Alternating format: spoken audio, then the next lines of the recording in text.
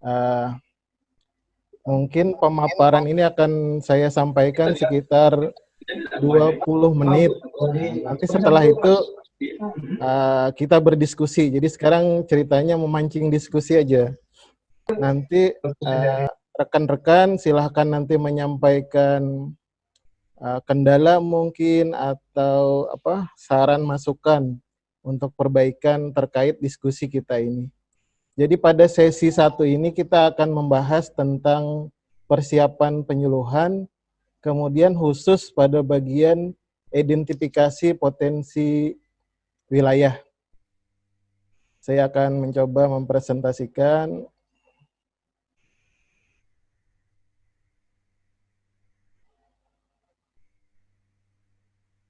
Oke, nah, jadi pada seri 1 ini kita akan membahas tentang identifikasi potensi wilayah. Untuk berkahnya kegiatan ini, marilah kita berdoa menurut agama dan kepercayaan masing-masing. Silahkan berdoa. Berdoa mulai. Bismillahirrahmanirrahim. Bismillahirrahmanirrahim. Berdoa selesai. Bismillahirrahmanirrahim. Allahumma shalli ala sayyidina Muhammad. Nah, pada materi kali ini kita akan membahas tentang identifikasi potensi wilayah. Pada kegiatan identifikasi potensi wilayah itu sebetulnya ada sekitar, kalau diurutkan, ada sekitar 9 buah kegiatan yang biasa kita lakukan atau dapat kita usulkan angka kreditnya pada pengusulan DUPAK. Kita mulai dari yang pertama. Yang pertama itu mengumpulkan data. Kalau rekan-rekan melihat layar, ada nomor 1, mengumpulkan data. Di dalam mengumpulkan data ini dibagi ke dalam 6 kegiatan, yakni 3 kegiatan pada pengumpulan data primer. Primer itu artinya langsung. Langsung itu bisa melalui wawancara, diskusi, kemudian bagi kuesioner, kemudian observasi langsung di lapangan. Kemudian yang 3 lagi dengan mengumpulkan data sekunder atau tidak langsung. Jadi kita misalkan membaca buku, habis itu melihat laporan di dinas, kemudian melihat data di kabupaten dalam angka. Nah, ini disebut dengan pengumpulan data sekunder. Jadi ada pengumpulan data primer yang langsung dan sekunder yang tidak langsung. Kemudian banyak di antara teman-teman yang setelah mengusul DUPAK, angka kredit pada kegiatan mengumpulkan data ini tidak dinilai karena tidak sesuai dengan peraturan petunjuk teknisnya. Kenapa? Karena di dalam mengumpulkan data ini ada tiga macam di masing-masing primer dan sekunder. Yang pertama, tingkat kesulitan rendah harus memuat 3 variabel data. Kemudian jika tingkat kesulitan sedang harus memuat 4 buah variabel data, dan tingkat kesulitan tinggi yang sering dilakukan oleh para penyuluh ahli ini harusnya 5 variabel data yang ditampilkan. Apa saja variabel datanya? Jadi harus berupa potensi wilayah, ekosistem perairan, permasalahan individu, permasalahan kelompok, dan permasalahan masyarakat perikanan. Jadi jika mengumpulkan data primer kesulitan tinggi, maka harus 5 variabel tadi harus ada.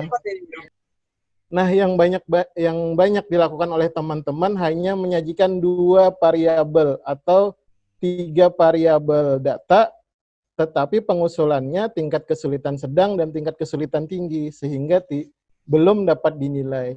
Nah, ketentuan ini juga berlaku pada kegiatan kedua, yakni mengolah data. Mengolah data itu sebetulnya kegiatan sederhananya adalah membuat tabel dari data yang telah didapatkan. Jadi hanya pemberian kategori, pengelompokan, atau pengurutan.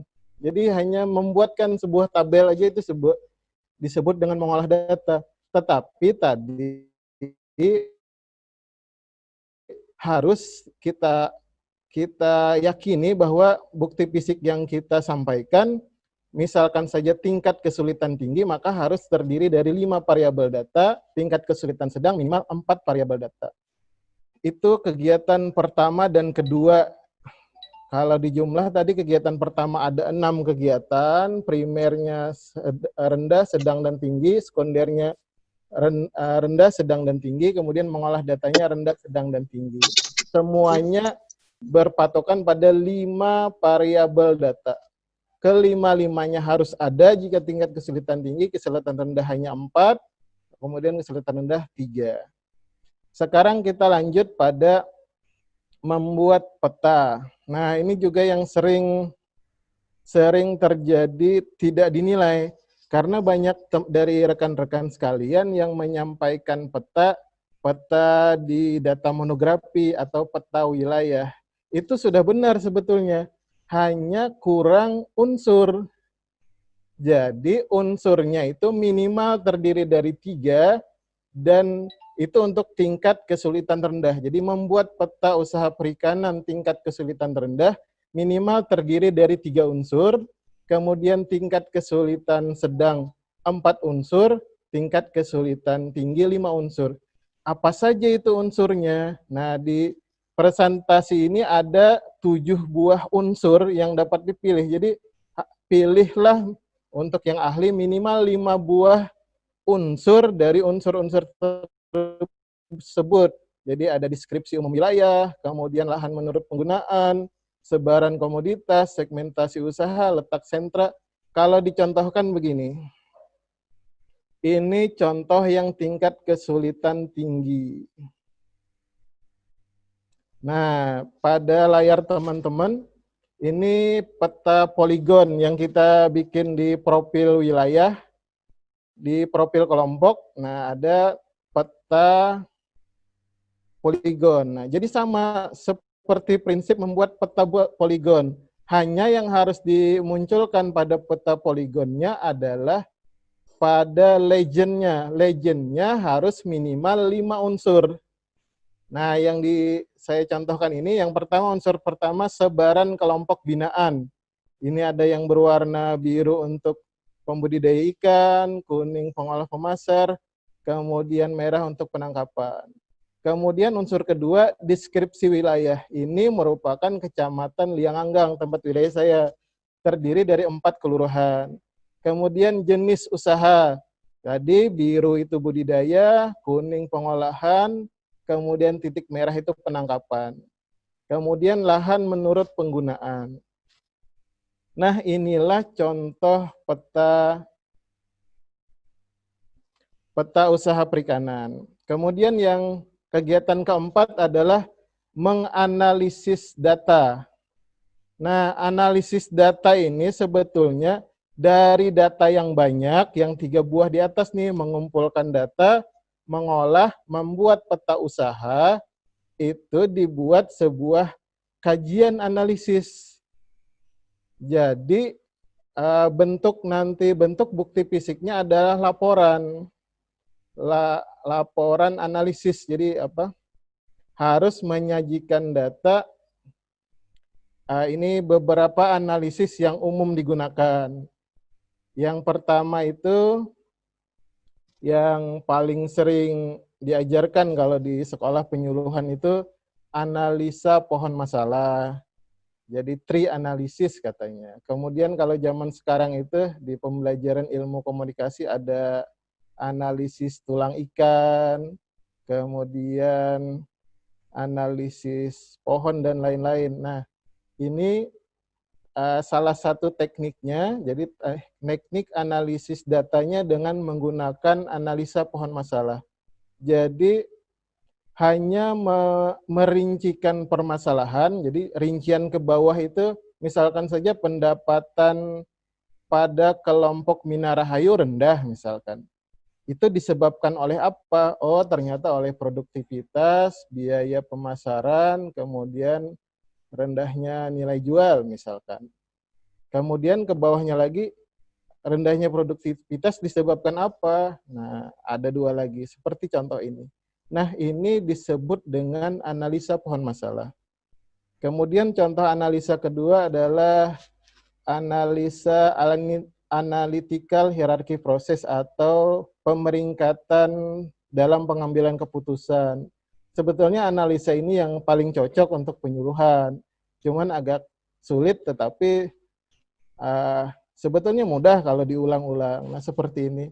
Kalau ini malah bisa mendapatkan sebuah materi penyuluhan harusnya disampaikan untuk menyentuh area apa, apakah pengetahuan, keterampilan, atau sikap.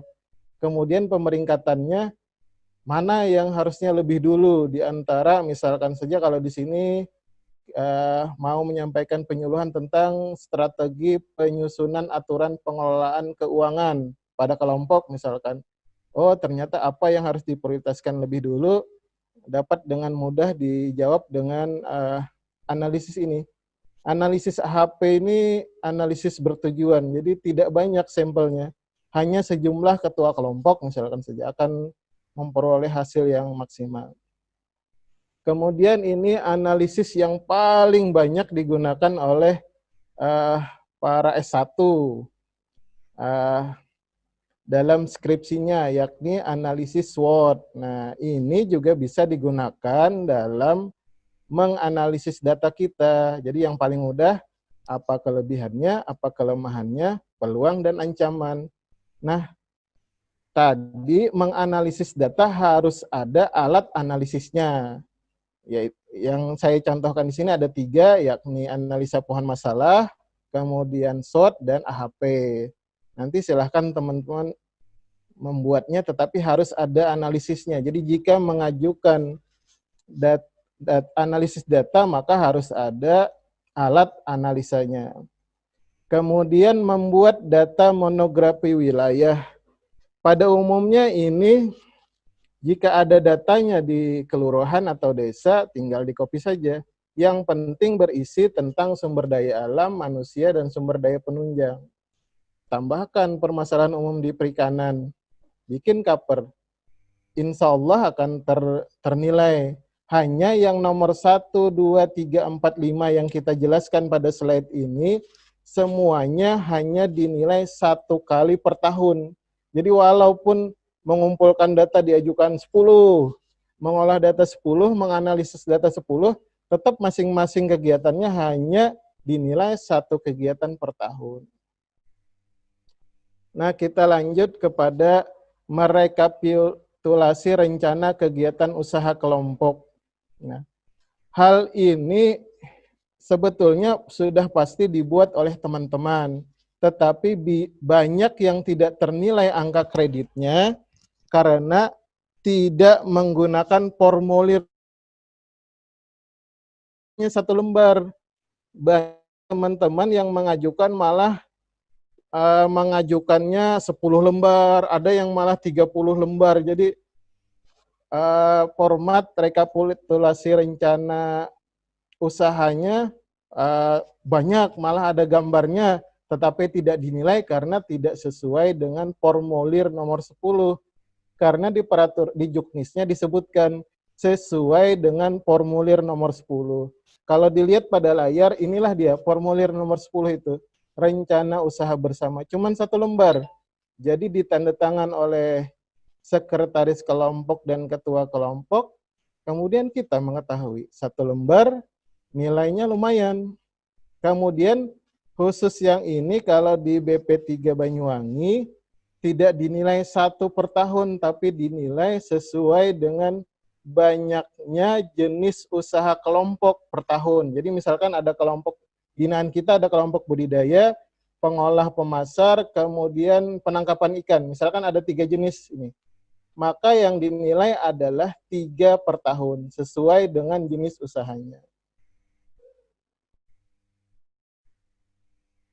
Kemudian menyusun rancang bangun rekayasa bisnis berbasis perikanan, nomor 7.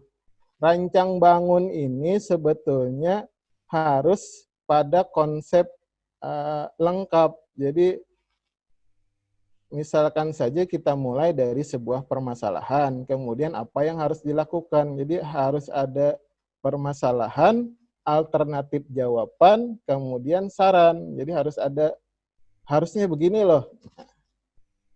Kadang teman-teman belum mengungkapkan konsep bisnisnya.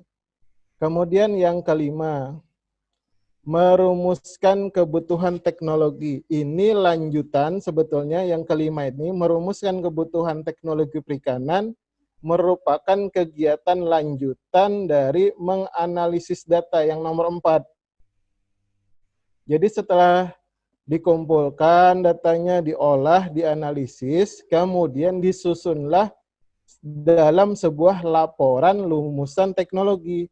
Masalahnya ini, alternatif pemecahan masalahnya ini, upaya yang dapat dilakukan ini, ditulis dalam sebuah laporan yang minimal harus berisi laporan lengkap. Jadi pendahuluan, kemudian tinjauan pustaka yang tadi, data sekunder, kemudian hasil pembahasan, kesimpulan dan saran. Metodologi, hasil pembahasan, kesimpulan dan saran. Jadi harus lengkap dia, walaupun hanya 5 lembar sebetulnya, tapi harus lengkap dari unsur itu. Kemudian yang ke-9 pada identifikasi potensi wilayah adalah menyusun konsep instrumen pengukuran kelas kelompok. Jadi banyak penyuluh media yang bertanya, kami ikut menilai pengukuran kelas kelompok tetapi tidak memperoleh nilai angka kreditnya. Yang dapat kan yang penyuluh pertama dan muda. Sebenarnya kita bisa mengusulkan pada membuat konsep instrumennya. Bagaimana konsep instrumennya? Contohnya begini. Nah, ini contoh konsep instrumen. Jadi hanya 3 lembar saja, nilainya 0,8 ini bagi penyuluh perikanan madya. Jadi jika konsep yang saya buat ini diganti kabupaten kotanya dan tahunnya, maka dapat diusulkan oleh semua teman-teman. Demikian pemaparan untuk memancing diskusi. Silahkan teman-teman menambahkan, memberi masukan. Kemudian jika ada salah dalam pemaparan pertama ini, mohon dimaafkan. Wassalamualaikum warahmatullahi wabarakatuh. Dikembalikan ke moderator. Terima kasih atas paparan yang telah disampaikan Mas Fahrul Razi.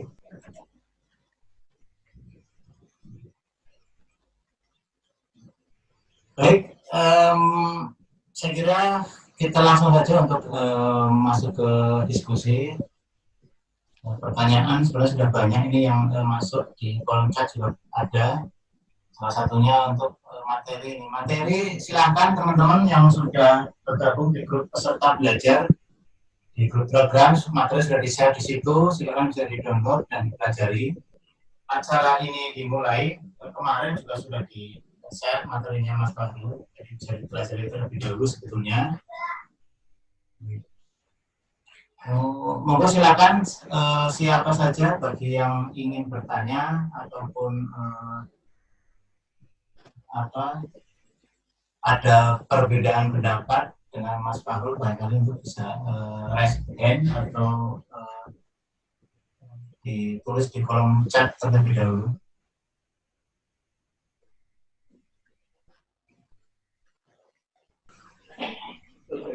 Saya ya. Bismillahirrahmanirrahim. Assalamualaikum warahmatullahi wabarakatuh. Waalaikumsalam warahmatullahi wabarakatuh. Selamat sore dan salam sejahtera bagi kita semua. Mohon izin Mas Fahrur, mumpung ketemu di session yang pertama, ingin bertanya soal ini, instrumen pengukuran kelas. Apakah kita bisa possible enggak? Bukan hanya bagaimana bisa ya. Apakah possible ketika kita membuat instrumen itu mengajukan rupa untuk instrumen pengukuran kelas kelompok itu setiap tahun? Mohon saran dan petunjuk. Makasih. Assalamualaikum warahmatullahi wabarakatuh. Waalaikumsalam warahmatullahi wabarakatuh. Ya, jawabannya boleh. Boleh. Kemudian, jadi sebetulnya kan setiap tahun di bagian persiapan pada umumnya hanya diakui 1 kali per tahun. Kemudian kalau jadi teman-teman penyuluh itu menyampaikan misalkan di periode pertama, misalkan Januari-Juni, menyampaikan mengumpulkan data, kemudian mengolah data dan menganalisis misal masing-masing satu kali misalkan saja. Kemudian di periode kedua, Juli dan Desember juga mengusulkan, juga nggak jadi masalah.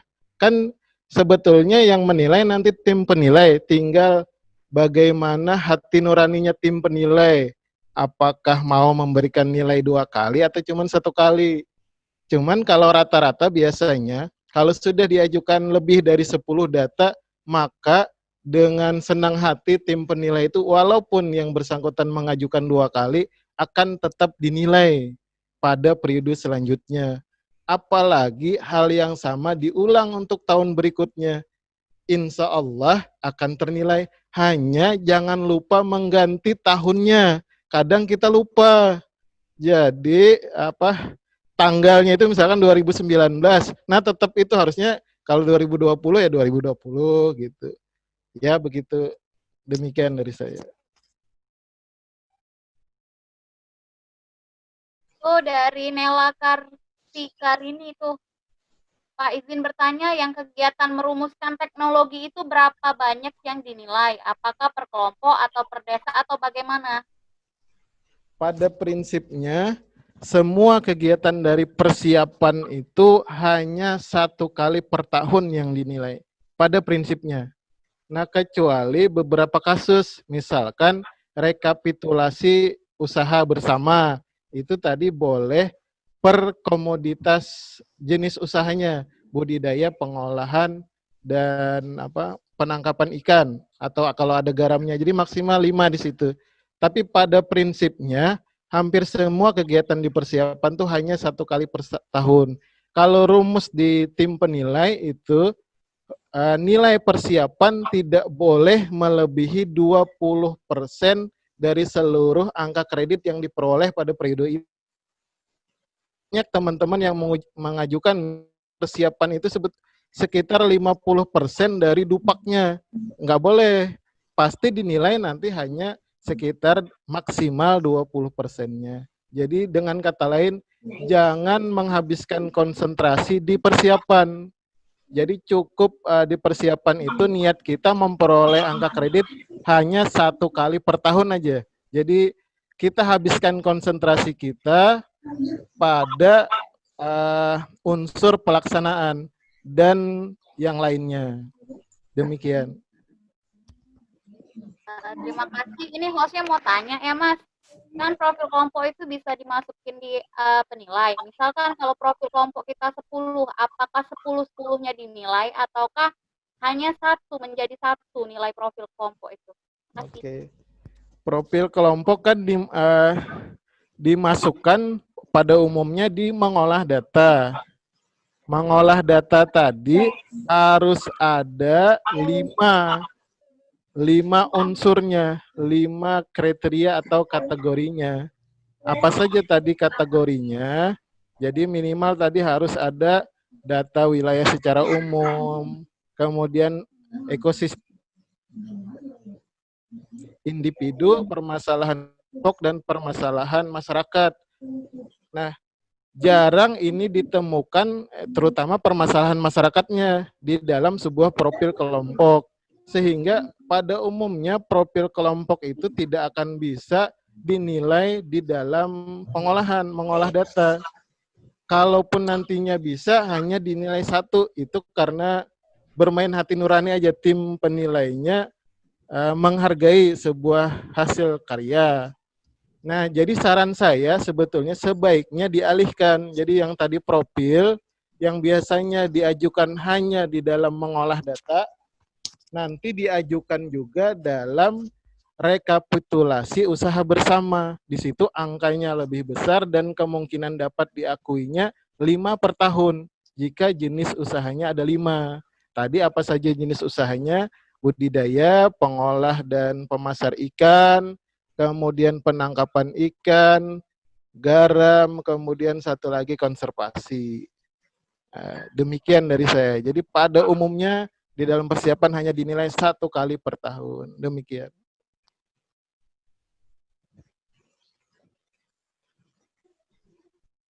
Terima kasih Mas Fahrul. Ini Mas Laude Muhammad Ismail, ini Presiden, barangkali mau ada pertanyaan, silakan Mas Laude.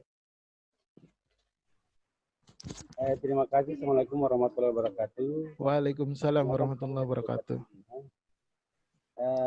Ada dua pertanyaan yang mau saya tanyakan, Pak. Yang pertama tentang pendataan kartu kusuka. Bagaimana caranya ini masuk di dalam pendataan seperti apa?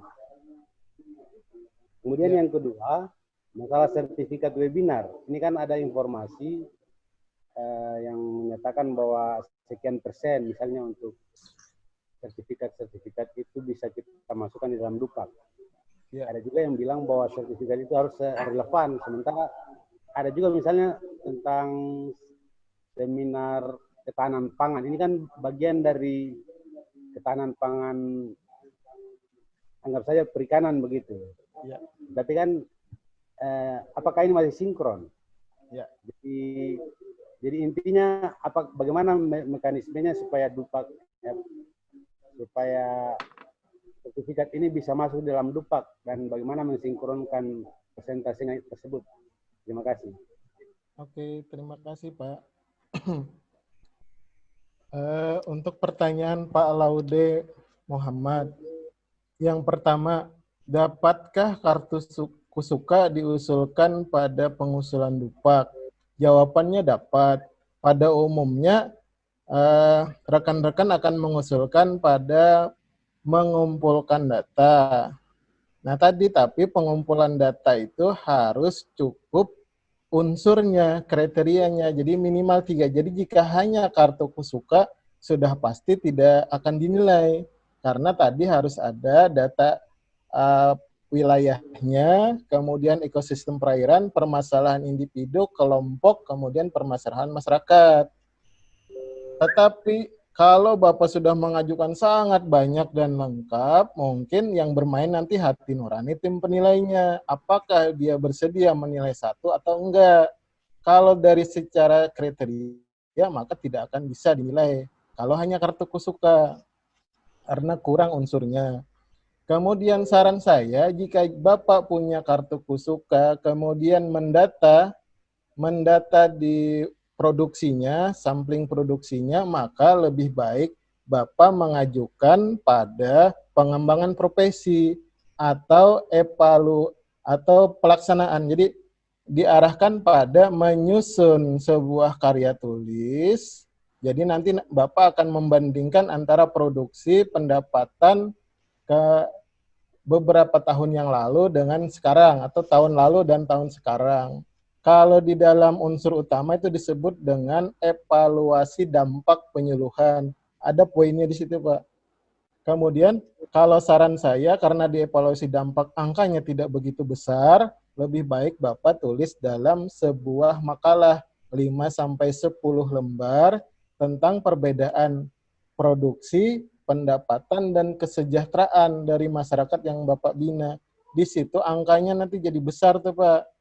Kalau hanya 5-10 lembar, kemudian majalahnya berupa jurnal, kemudian proceeding, atau bulletin yang ada ESSN-nya, maka nilainya langsung 6. Coba bayangkan kartu kusuka Bapak yang tadi nilainya kalau diajukan di persiapan, mungkin 0, tapi kalau memakai hati nurani tim penilainya 0,120, tetapi kalau Bapak alihkan di evaluasi dampak atau di karya tulis, maka nilainya bisa 0,3 atau 6 nilainya. Lumayan. Jadi saran saya alihkan di evaluasi dampak atau Bapak alihkan di penyusun makalah di karya tulis. Tapi harus diterbitkan bersama karya teman-teman lainnya. Jadi di dalam sebuah jurnal, buletin, atau proceeding. Sebetulnya kalau di dinas Bapak, tempat Bapak bekerja, ataupun IPKANI di DPC, DPD, atau DPP-nya membuat sebuah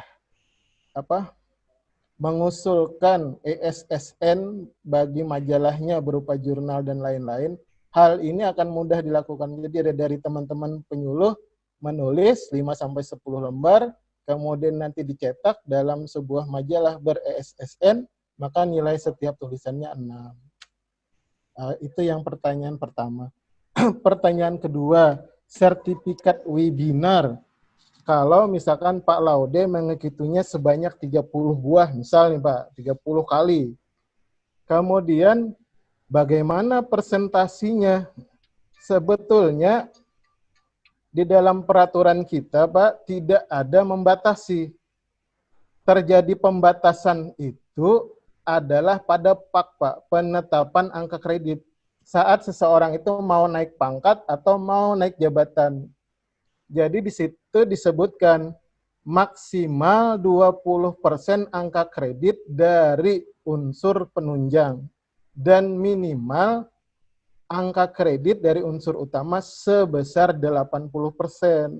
Nah, jadi terjadi pembatasan persentase ini hanya pada saat Bapak dan teman-teman lain mau naik pangkat atau mau naik jabatan. Bagaimana supaya mudah membayangkannya? Misalkan begini, Pak. Seseorang atau misalkan teman kita, dia penyuluh perikanan pertama, pangkatnya 3B misalnya. Kemudian mau naik pangkat ke 3C dan sekaligus naik jabatan tuh Pak ke PP Madya. Beliau harus mengumpulkan angka 50. Jadi tadi 3B angkanya 150. Mau naik ke 3C angkanya adalah 200. Sehingga ada perbedaan 50 angka kan. Nah, pembatasan tadi dibatasi di sini, Pak. 50 angka ini 20%-nya maksimal dari unsur penunjang. Unsur penunjang dari 50, 20% dari 50 adalah angka 10. Jadi hanya dimungkinkan diakui di penunjangnya 10 angka. Padahal tadi yang bersangkutan ikut webinar sebanyak 30 kali tingkat nasional di dalam bulan April, Mei, dan Juni misalkan. Padahal angka per satu buah seminar nasional itu adalah 0,3. Kalau dikalikan dia mengikuti, nilainya 9, Pak. Sehingga otomatis 30 kali nilai dia tadi akan diakui seluruhnya jika sebelumnya dia belum ada nilai penunjangnya. Itu padahal yang terendah di ahli nih, yang penyuluh perikanan pertama. Penyuluh perikanan muda berarti 2 kali lipatnya, harus angka 20 atau setara dengan 67 kali ikut webinar. Kemudian kalau penyuluh perikanan madya berarti 3 kali lipatnya atau setara dengan 104 kali diakui di dalam DUP-nya.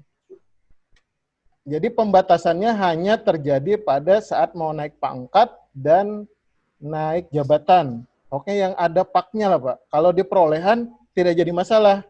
Kan jadi tabungan aja itu, Pak. Hanya nanti paling akan hangus kena potong saat mau naik pangkat atau naik jabatan.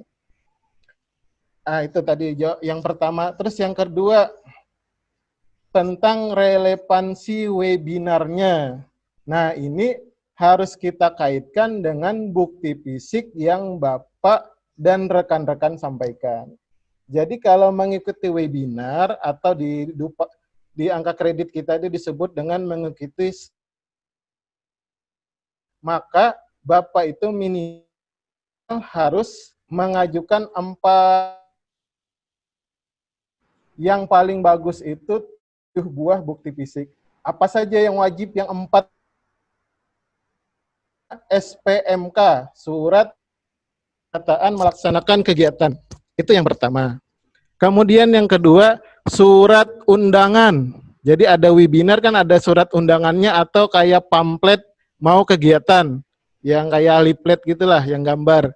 Kemudian yang ketiga adalah surat tugas dari kepala instansi. Jadi kepala dinas misalkan. Kepala dinasnya tidak ada ya boleh atas nama kepala dinas, kepala bidang. Ini 3. Kemudian yang sertifikatnya. Nah, 4 buah ini yang wajib ada.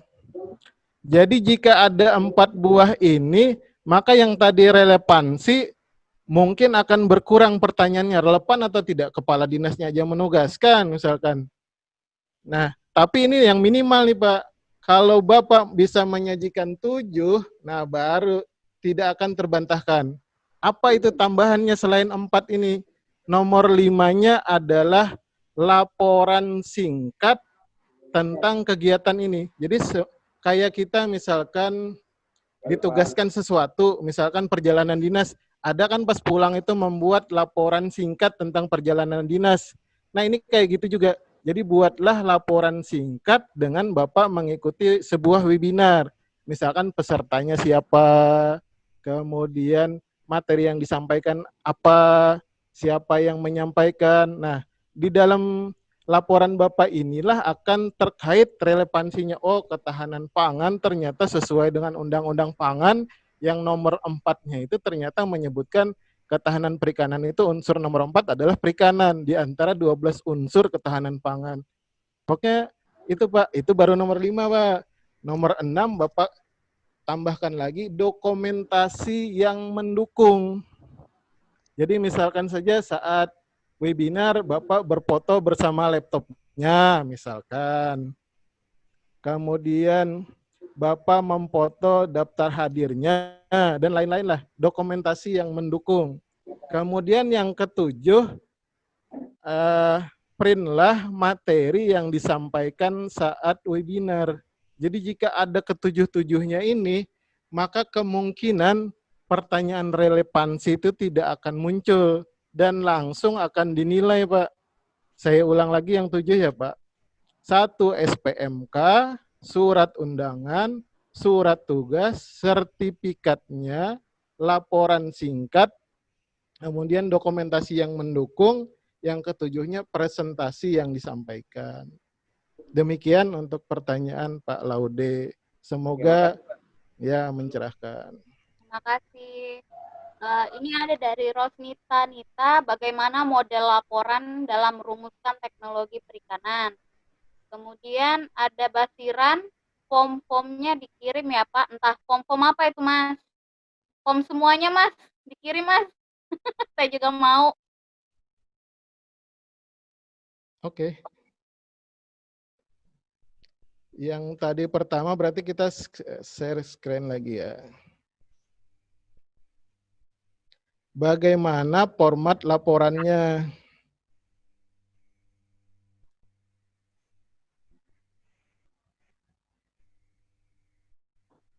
Nah, ini yang nomor 8. Setiap laporan rumusan teknologi sebaiknya berisi, isinya ada 5. Jadi setiap laporan itu pada umumnya, laporan secara umum jika disebutkan di juknis kita disebut laporan, maka seharusnya minimal banget tuh ada 4, tetapi kalau yang di teknologi ini ada 5, ada tambahan yakni tinjauan pustaka. Jika yang umum maka hanya 4, pendahuluan, metodologi ini dulu sering orang menyebutnya yang ada waktu dan tempat, siapa yang melakukan prosedur kerja ini metodologi. Yang ketiga hasil dan pembahasan, apa hasilnya dibahas. Yang kelima apa kesimpulan dan sarannya. Yang keempat itu.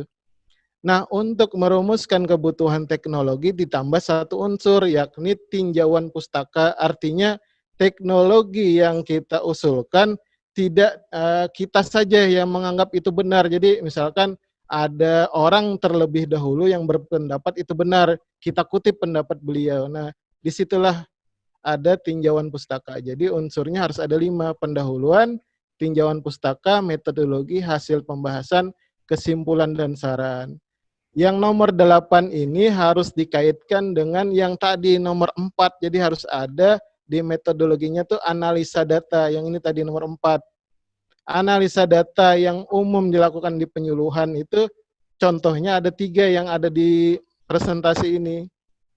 Ini kayaknya yang paling mudah. Yang pertama analisa pohon masalah, yang kedua AHP, yang ketiga SWOT. Nah, begitulah. Kemudian pom-pom yang disampaikan pada materi presentasi ini melekat di 1 buah PowerPoint ini. Jadi copy saja PowerPoint-nya, maka akan ada semua tadi contoh peta dan lain-lain. Jika pom-pom yang lain dibutuhkan, sebetulnya formulir itu ada di Capman nomor 54. Nanti filenya akan di-share kalau perlu. Tetapi kayaknya sekitar 300-an halaman ya, semangat saja membaca lah. Nah, nanti kalau urusan men-share file mudah itu. Nah, tinggal Bapak dan Ibu membacanya. Demikian, ada lagi. Ini Pak izin bertanya, jadi RUB kalau ada 5 kelompok pembudidaya yang dihitung cuma 1 ya, benar 1 ya Mas ya? Karena semuanya ya. Iya benar, ya benar. Tapi Jadi nanti Ibu dan Bapak rekan-rekan sekalian tetap menyampaikannya 5 buah RUB. Tetapi nanti di tim penilai yang menilai 1 itu kan tim penilai. Jadi Bapak dan Ibu tetap aja mengajukan 5 RUB-nya walaupun sudah tahu sama-sama pokdakan nih. Paling dapat 1. Jadi jangan sampai juga Bapak cuman menyampaikan 1, tapi yang 1 itu tidak sesuai POM atau nanti lemah, malah nggak dinilai. Jadi tetap ajukan 5, walaupun sudah tahu nanti dinilai 1. Tetapi kalau bisa paling bagus, ya selain kelompok budidaya, kelompok pengolah dan penangkapannya diajukan juga, sehingga dapat 3. Demikian.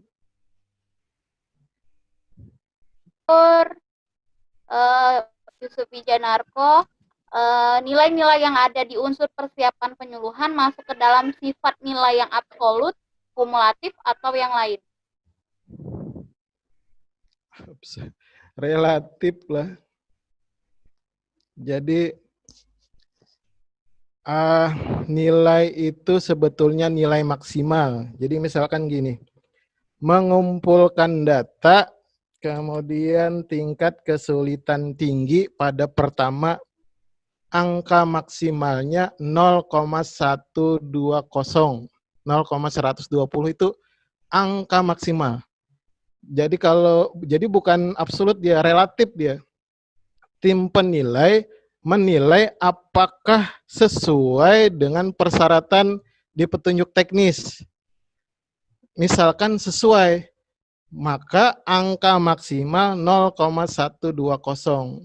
Nah, itulah yang angka maksimal yang diberikan. Di mana relatifnya? Karena si pengusul mengusul lebih dari 1 mengumpulkan data. Tetapi kita hanya bisa menilai, memasukkan dan nilainya oleh tim penilai hanya 1 buah per tahun. Demikian. Jadi antara 0,120 atau 0 kalau di tim penilai. Tapi kalau di pengusul bisa berapa aja, karena banyak teman-teman malah misalkan dia mengajukan kusuka ada yang 200 buah kali 0,120. Kan sebetulnya itu kesalahan persepsi saja. Demikianlah jawabannya kira-kira.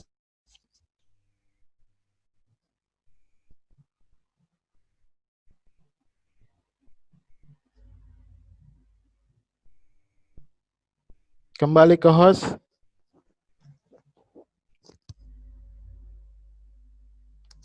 Teman-teman, kalau pertanyaannya tidak dibaca, bukan saya berarti memilih kasih ya, karena pertanyaan hampir mirip dan sudah dijawab. Jadi tolong simak lagi ya. Ini Adi Aprilia Sari, izin tanah Mas. Kalau nggak salah pernah BPPP Bitung, kalau nggak salah narbitin STTP, itu masuk webinar atau diklat ya?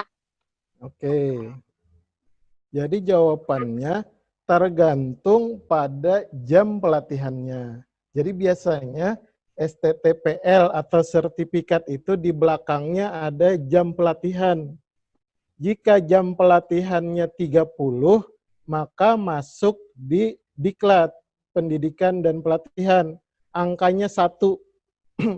Jika ada jam pelatihannya dan di situ disebutkan 30 JP ke atas sampai dengan 80, maka nilainya 1. Nah, bagaimana jika sertifikatnya tidak ada tulisan jam pelatihannya di belakangnya?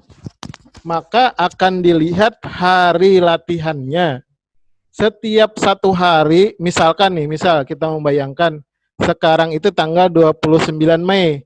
Nah, sebuah pelatihan itu 4 hari, misalkan dari tanggal 25 sampai 29 Mei, kan ada di sertifikat tuh, menjadi peserta pada pelatihan misalkan budidaya lele sistem bioplok dari tanggal 25 Mei sampai dengan 25 Mei sampai 29 Mei 2020 misalkan. 4 hari misalkan atau 5 hari. Nah, Misalkan saja yang tadi 25 sampai 29, maka dia 5 hari kan? 5 hari dikalikan 8 JP per harinya, maka 5 kali 8, 40 JP. Nah, dari jumlah hari sudah masuk di diklat. Jadi angka kreditnya 1. Nah, jika tidak bisa dari segi 1, jumlah jam pelatihan tidak bisa menunjukkan di atas 30, atau yang kedua, jumlah harinya tidak bisa menunjukkan lebih dari 4 atau ke atas, karena 4 kali 8 itu minimal 36 kan. Jadi jika tidak 32, jadi jika tidak bisa menunjukkan dua macam ini, JP-nya ada tulisan 30 ke atas, atau hari pelatihannya 4 hari ke atas. Jika tidak bisa, maka masuknya ke seminar lokakarya di penunjang. Angkanya akan berbeda-beda. Jika tingkat nasional, jadi nasional itu lebih dari 2 provinsi yang mengikuti itu sudah nasional. Kemudian itu jika nasional angkanya 0,3. Kemudian ada tingkat provinsi. Tingkat provinsi itu diikuti oleh lebih dari 2 kabupaten kota, itu sudah tingkat provinsi, angkanya 0,2. Kemudian ada tingkat kabupaten kota, itu 0,1. Nah, itulah yang angka-angka yang kemungkinan diberikan pada sebuah STTPL. Kemudian bagaimana pengusulannya? Yang tadi sama seperti yang tadi. Jadi kalau mau dinilai maksimal, maka ajukan 7 buah bukti fisiknya. Surat undangan, pertama SPMK, surat undangan, surat tugas, sertifikat, laporan singkat, dokumentasi yang mendukung, dan presentasi yang disampaikan. Insya Allah akan dinilai. Demikian. Berarti teman-teman kalau seandainya kayak kita kemarin itu ada di kelas teknis budidaya itu kan 40 jam, berarti itu bisa dinilai 1 ya Mas Fahrur ya. Betul, 30 sampai 80 jam itu nilainya 1. Kalau seandainya sertifikat itu nilainya 29 jam, kalian tidak bisa dinilai 1 teman-teman, walaupun 1 jam. Belum tentu. Belum ya? Kalau saran saya, saat 29 jam, maka tetap ajukan pada unsur pendidikan. Oh gitu. Biarkan nanti tim penilainya yang menurunkan ke penunjang jika tega, atau tetap mengasih nilai di pendidikan, karena cuman kurang 1 jam.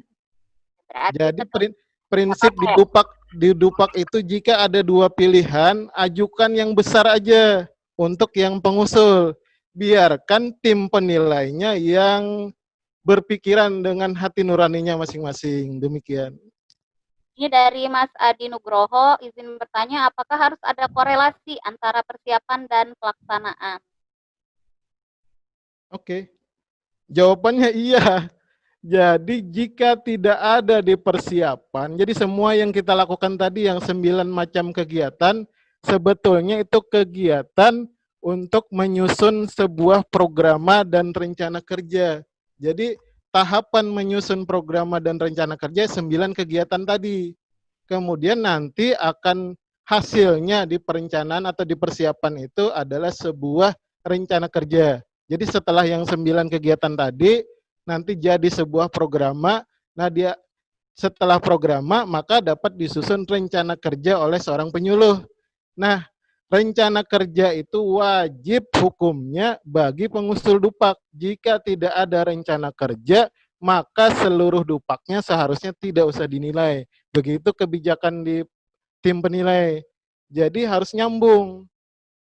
Jadi misalkan kita membuat materi penyuluhan, nanti disebutkan tuh di dalam rencana kerjanya, materi penyuluhan, kemudian pada pembesaran lele. Judulnya nggak usah disebutkan, cuman yang tadi pada pembesaran lele, misalkan pengolahan pelumatan daging dan lain-lain, yang nugget, bakso dan lain-lain, disebutkan secara umum, tetapi tetap disebutkan. Misalkan menyusun materi penyuluhan dalam bentuk leaflet berupa teknologi tentang pembesaran ikan lele, gurame, mas, nila, dan pengolahan aneka produk hasil perikanan. Pokoknya itu semua disebutkan. Dan harus nyambung dengan tadi mengolah, mengumpulkan, menganalisis data, sampai kebutuhan teknologi yang nanti dapat dilihat oleh tim penilai pada rencana kerjanya, rencana kerja tahunan. Demikian.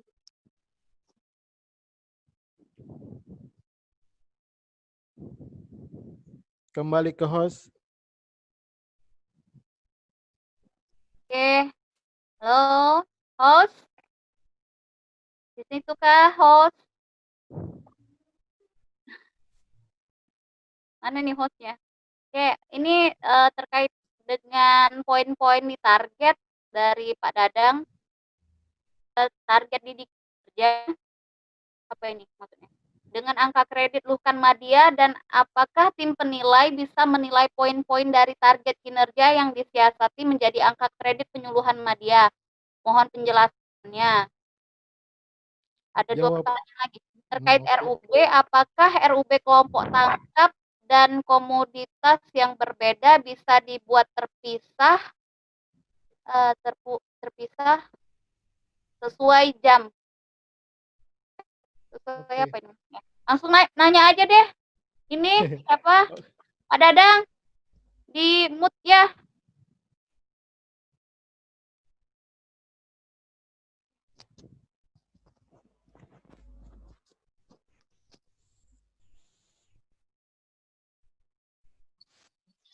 Ya, makasih moderator.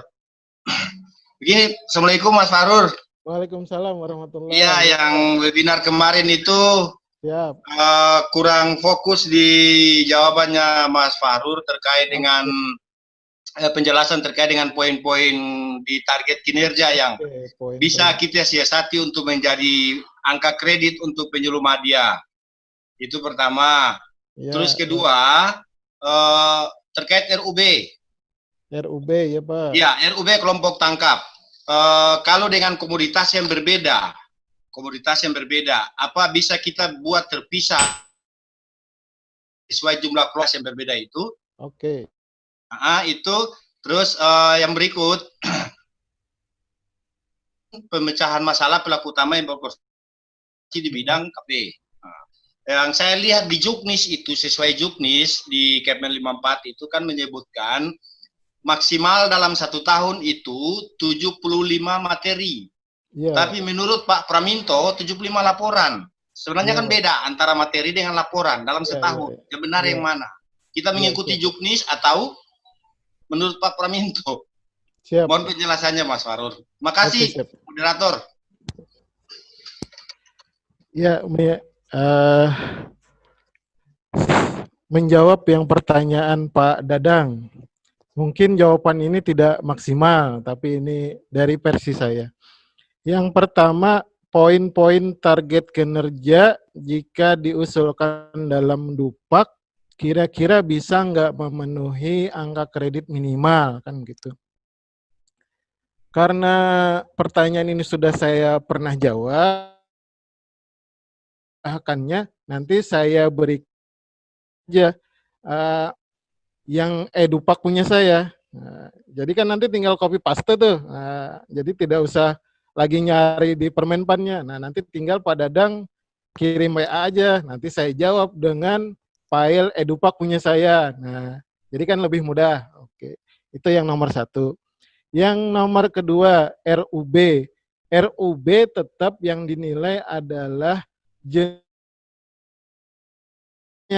Jadi misalkan saja kalau penangkapan, jadi hanya yang dinilai 1 buah RUB di penangkapan ikan, walaupun jenis alat tangkap, jenis ikan yang ditangkapnya berbeda, jadi tetap hanya dinilai 1. Jadi maksimal RUB yang dinilai hanya 5 buah per tahun. 5 itu dari jenis usahanya. Yang pertama budidaya ikan, yang kedua pengolahan dan pemasaran ikan, yang ketiga itu penangkapan ikan, kemudian konservasi perairan, yang kelimanya garam, kelompok usaha garam.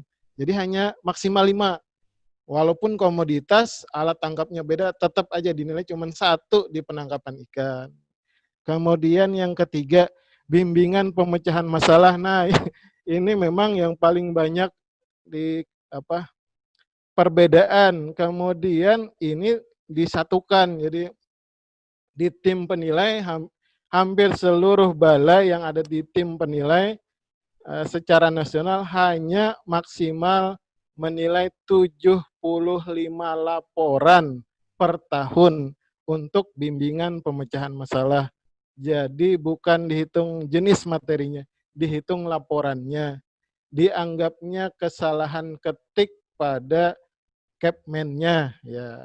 Kemudian walaupun tidak terjadi kesalahan ketik, tapi sudah disepakati secara nasional. Jadi seluruh balai menyepakati hanya 75 buah per tahun. Terus misalkan nih Pak Dadang misalkan mengajukan di dalam satu periode itu 75. Ya ajukan aja 75. Siapa tahu tim penilainya hilap gitu. Ya nggak apa-apa kan. Kemudian di periode yang akan datang ajukan lagi 75.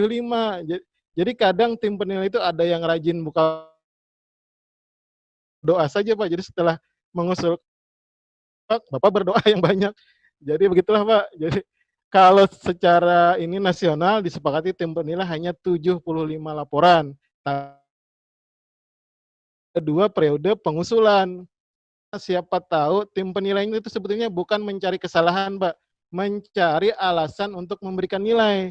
Nah, siapa tahu dari situ maka tim penilai tetap menilai 75 gitu. Jadi kadang misalkan saja leaflet Bapak agak lemah, maka yang dihidupkan di kegiatan lain.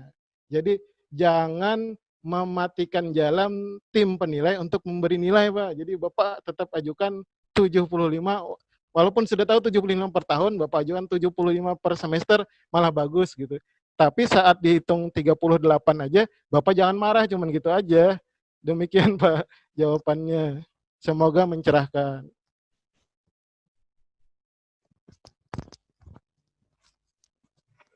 Silakan Pak Dadang. Kalau masih ada yang ditanyakan.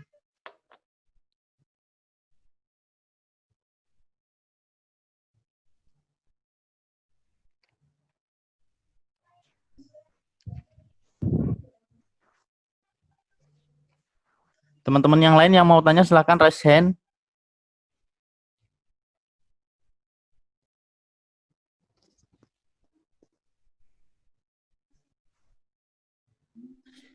Mas Fahrur, ini ada yang bertanya lewat kolom chat dari Mas Adi Nugroho. Mau disampaikan langsung atau saya menyampaikan, Mas Adi?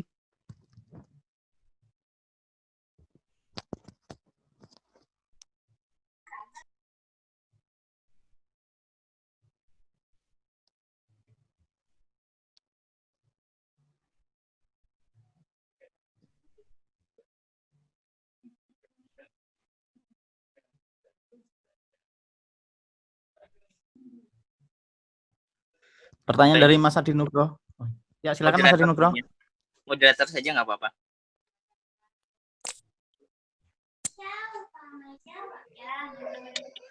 Apakah tim penilai dalam menilai dokumen Dupak juga melihat atau mempertimbangkan keaktifan pengusul Dupak di lapangan? Karena tidak semua SDM penyuluh mampu membuat pengajuan Dupak yang sesuai dengan standar Kepmen 54. Ya, silakan Mas Fahrul. Ini jawaban tentang hati nurani itu berat Pak.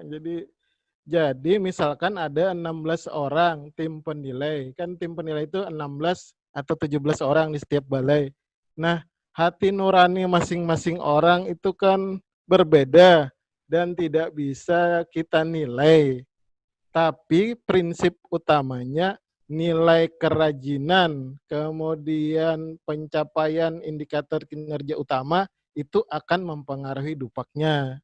Jadi seseorang yang IQ-nya hanya 50%, tetapi Dupaknya itu gede banget, nah nanti akan jadi pertanyaan itu biasanya sudah terjaring di sekretariat tim penilai.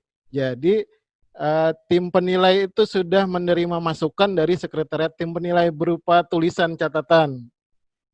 Nah, jika seseorang yang rajin, kemudian sudah mau pensiun, kemudian zaman beliau zaman mesin tik misalkan.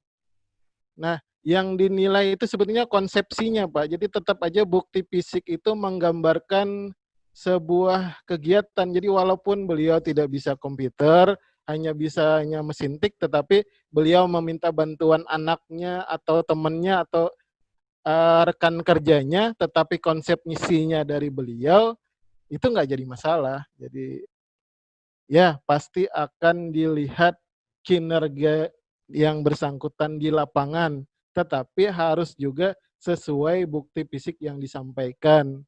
Kemudian dilihat lagi tadi hati nuraninya tim penilai. Yang keempat dilihat lagi kompetensi dan kapasitas tim penilai. Jadi tim penilai itu di antara 17 orang itu hanya 4 sampai 6 orang dari penyuluh perikanan. Sehingga 10 sampai 12 orang lainnya di luar jabatan kita. Nah, mereka biasanya hanya membaca hitam di atas putih peraturannya apa. Kemudian minta saran kepada penyuluh yang jadi tim penilai ataupun di sekretariat tentang kinerjanya. Jadi sebetulnya yang dicari itu bukan mencari kesalahan, tapi mencari alasan untuk menilai dupaknya. Jadi tetaplah berikan kesempatan penilai untuk menilai tinggi dengan menyampaikan bukti fisik yang terbaik. Walaupun Bapak dan Ibu itu tidak bisa komputer misalkan, atau tidak bisa IT, maka minta bantuanlah ke keluarganya, temannya, rekan-rekannya. Tetapi konsepnya tetap dari kita penyuluhnya. Demikian jawaban dari saya.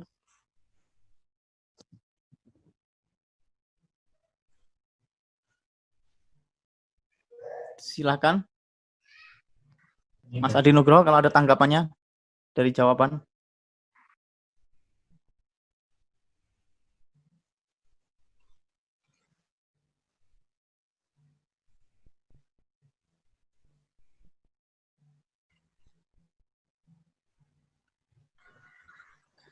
Sudah bagus masukannya. Saya hanya kadang di lapangan itu melihat hal yang memang berbeda, karena bagaimanapun sistem kita antara penilaian dengan kondisi di lapangan itu kan agak berbeda gitu. Kadang ya seperti Mas Fahrur sudah mengetahui lah kondisi, tapi yang menjadi pembatas tadi yang disampaikan Mas Fahrur, dan saya juga baru tahu bahwasanya dari 16 tim penilai hanya 4. Nah, bagaimana menguatkan atau membela teman sendiri itu adalah salah satu faktor yang sangat berat kan gitu, karena tidak ada setengah dari tim penilai kan seperti itu. Jadi memang bukti fisik menjadi hal yang sangat sangat pokok dibandingkan keaktifan kita di lapangan kan gitu.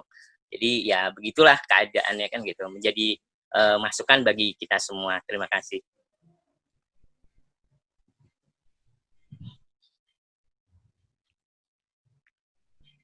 Ya, terima kasih Mas Adi. Ini selanjutnya ada pertanyaan dari Mei Efruan. Mau disampaikan langsung atau saya bacakan?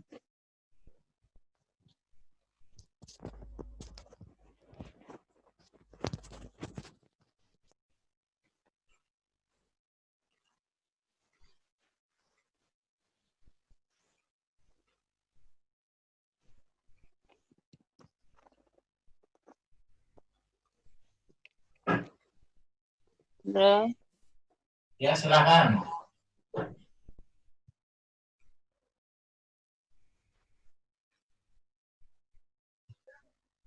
Silakan lanjut. Dibacakan ada Mas. Kalau Mas dibacakan aja. Ya. Pertanyaannya Mas Fahrul. Kalau pengambilan data produksi, pendataan Kusuka, apa bisa masuk dalam tugas jabatan mengumpulkan data atau informasi potensi wilayah, dan bagaimana sistem penilaiannya per orang atau per wilayah atau per desa? Saya coba jawab untuk Ibu Mei. Kita kembali lihat presentasinya.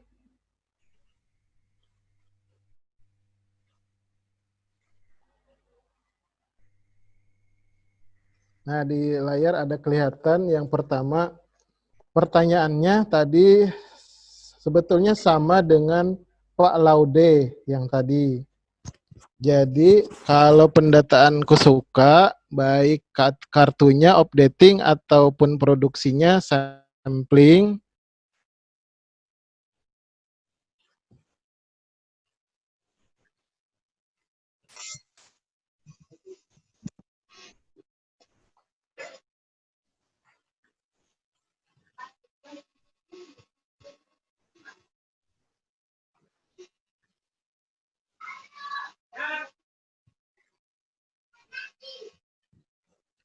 ahli tingkat kesulitan tinggi itu minimal 5 variabel. Nah, kartu kusuka itu tidak mencukupi atau belum mencukupi 5 variabel, sehingga ada kemungkinan tidak akan bisa dinilai.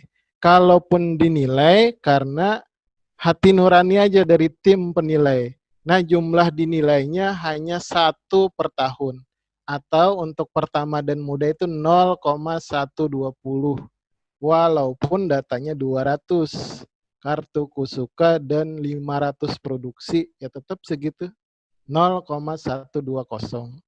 Saran saya, seperti tadi pertanyaan Pak Laude, maka sebaiknya yang kusuka ini dialihkan kepada 2 kegiatan. Yang kegiatan pertama, evaluasi dampak penyuluhan. Jadi Bapak dan Ibu Mei, nanti bisa membandingkan produksi, pendapatan maupun kesejahteraan masyarakat atau kelompok yang dibina sebelum tahun ini. Jadi misalkan di tahun 2017, 2018, bagaimana produksi, pendapatan atau kesejahteraannya dibandingkan setelah disuluh di 2019 dan 2020. Jadi di data 2020, kira-kira bagaimana produksinya, kemudian pendapatan dan kesejahteraannya, atau misalkan menghadapi masa COVID-19 ini terjadi penurunan misalkan pada produksi, pendapatan dan kesejahteraan. Nah, ini yang dihitung, yang dievaluasi. Jadi kegiatannya nanti evaluasi dampak penyuluhan. Angkanya lumayan, tapi tetap kecil, 0, kemudian saran saya dialihkan ke kegiatan yang kedua, yang tadi evaluasi dampak, yang kedua adalah menyusun karya tulis pada bagian menyusun makalah di majalah yang dipublikasikan. Jadi majalah ber-ISSN. Nanti dapat dinas kita ataupun DPC IPKANI atau DPD IPKANI menjadi penerbitnya. Pengurusan penerbitnya ESSN itu di LIPI hanya sekitar 1-2 minggu. Nah, setiap tulisannya atau 5-10 lembar evaluasi dampak yang ditulis dalam bentuk makalah dapat nilai nanti jika ada ESSN-nya 6. Jadi sayang sekali yang tadi misalkan kusuka malah tidak dinilai di mengumpulkan data, sebaiknya dialihkan di evaluasi dampak atau menulis makalah di majalah ber-ISSN, nilainya 6. Demikian untuk Ibu Mei.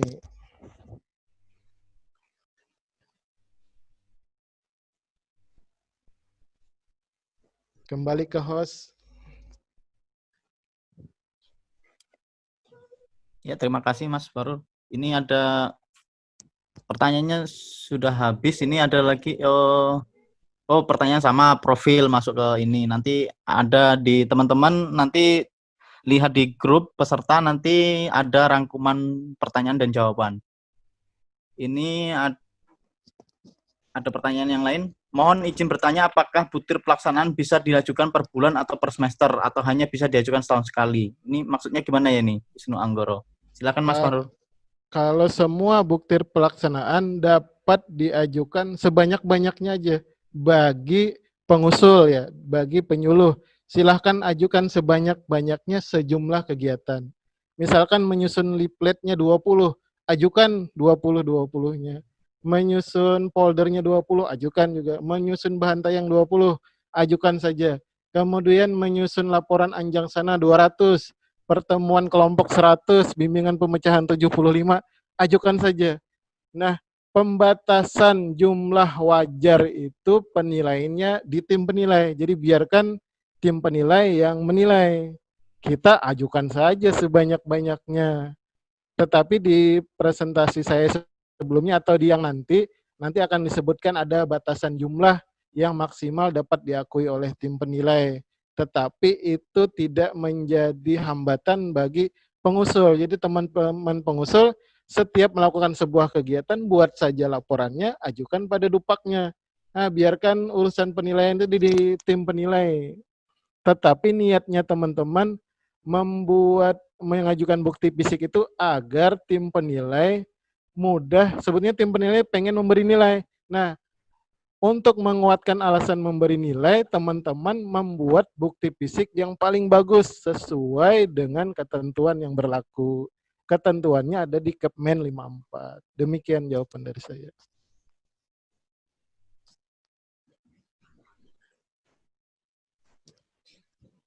Ya, terima kasih Mas Farur. Kita lanjut ke ini bukan pertanyaan tetapi usul.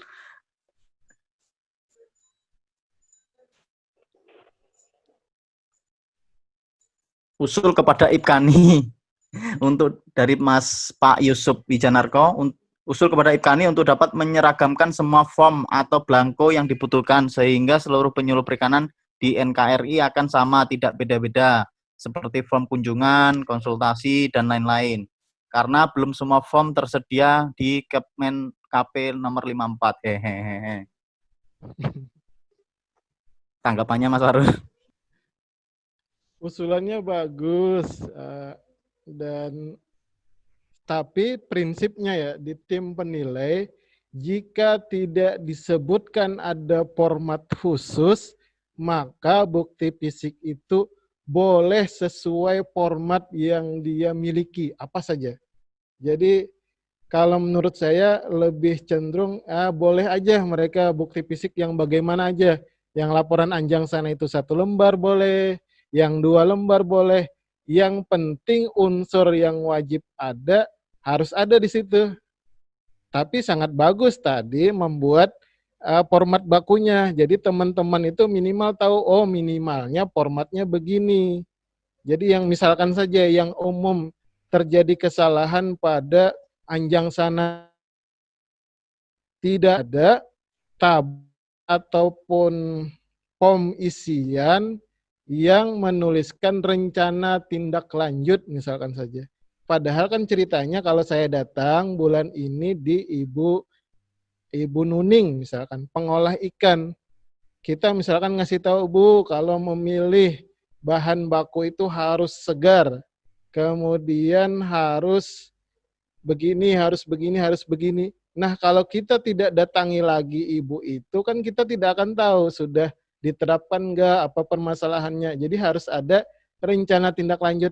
Nanti tulisannya kan akan dibina lagi, disuluh lagi, misalkan 2 bulan yang akan datang, atau nanti akan disatukan ibu-ibu yang belum berkelompok ini dalam sebuah kelompok pengolah dan pemasar ikan, misalkan begitu. Jadi perlu itu ada format baku, tetapi juga tidak bisa kita batasi teman-teman yang tidak mau memakai format baku, karena di peraturannya tidak ada format bakunya. Jadi boleh saja, yang penting unsur minimal harus ada. Demikian jawaban dari saya.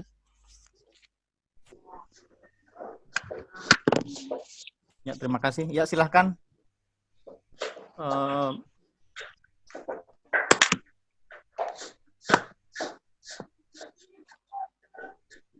Ibu apa Bapak Norman Satriana menyampaikan pertanyaannya. Terima kasih. Assalamualaikum Mas Farul. Waalaikumsalam Pak Norman. Ya. Tanya, ini kan penyuluh juga kadang disibukkan dengan target IKU ya, indikator kinerja utama yang harus dicapai setiap tahunnya. Namun kadang IKU itu tidak bisa dinilai di penilaian Dupak gitu.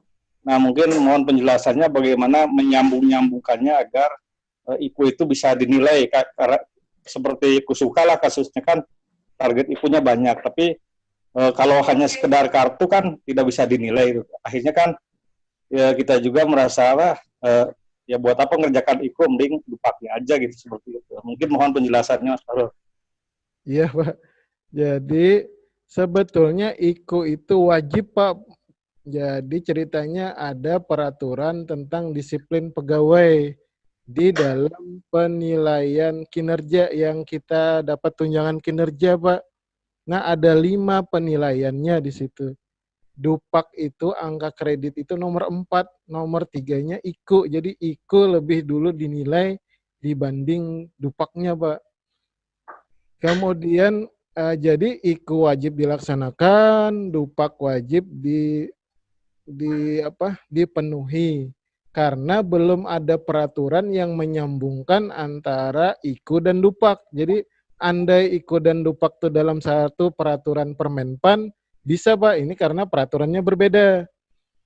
Nah, kemudian bagaimana caranya menyambungkannya kan?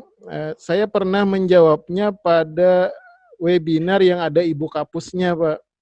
Jadi sebetulnya yang katanya permasalahan terbesar pada penyuluh madya karena dia anjang sana dan kelompoknya tidak bisa dilakukan.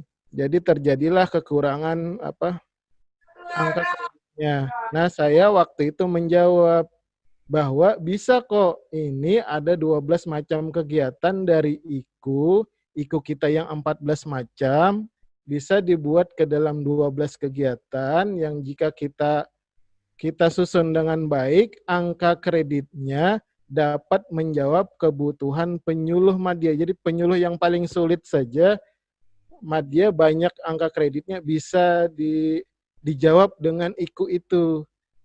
Kemudian nanti supaya memudahkan jawabannya, karena tadi IKU-nya ada 14, kegiatan yang saya ajukan 12, nanti saya kirim aja yang Excel Edupak punya saya. Nah, Bapak baca-baca di situ. Ya, gambarannya gini aja lah, Pak. Jadi misalkan IKU nomor 14, video penyuluhan, yang kita wajib 11 per tahun. Kan ada video penyuluhan madya bisa dinilai 0,375. Kalau kali 11 sudah sekitar 4 angkanya. Banyak tuh kan.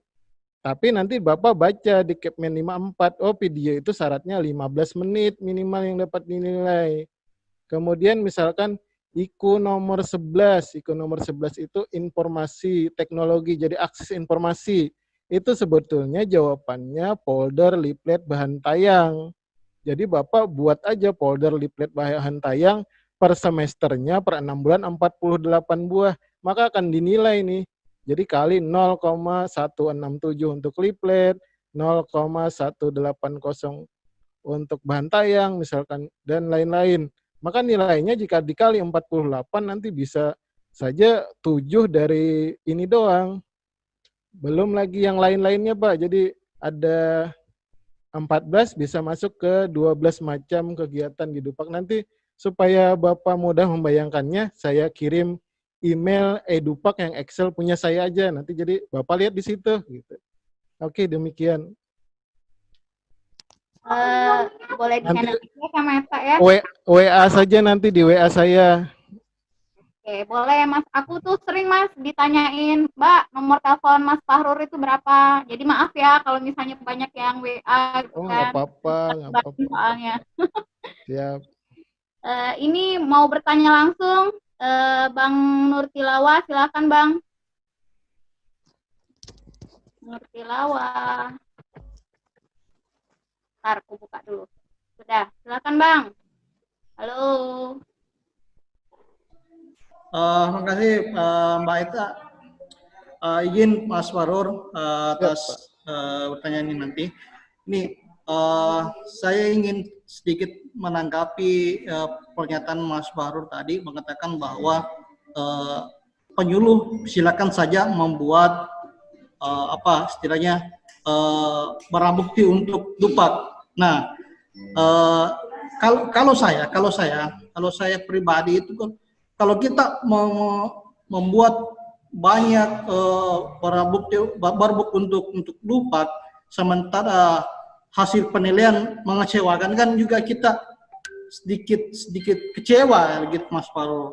Nah, yang ingin saya tanyakan di sini, bagaimana sebetulnya kiat-kiat untuk supaya barang bukti ini ternilai minimal 80% lah dari yang kita usulkan.